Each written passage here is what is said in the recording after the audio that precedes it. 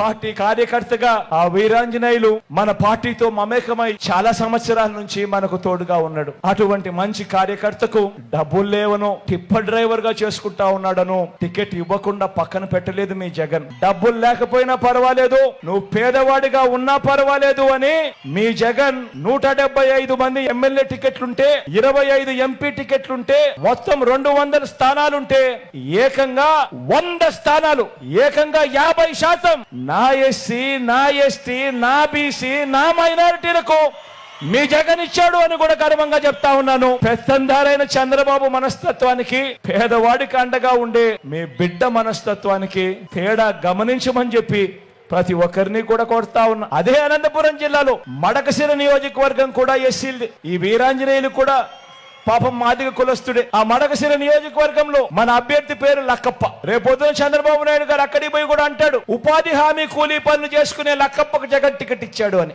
చంద్రబాబుకు చెప్తా ఉన్నా, అవునయ్యా అవునయ్యా, జగన్ ఇచ్చాడు. ఉపాధి హామీ కూలీ చేసుకునే లక్కప్పకు కూడా టికెట్ ఇచ్చాడు. పేదవాడికి టికెట్ ఇచ్చాడు. జగన్ పేదవాళ్లను ఎదగనివ్వాలి అని చెప్పి జగన్ అడుగులు వేస్తా ఉన్నాడు అని చంద్రబాబు నాయుడు గారికి చెప్తా ఉన్నా. జగన్ కు చంద్రబాబుకు మధ్య తేడా గమనించమని కోరుతా ఉన్నా.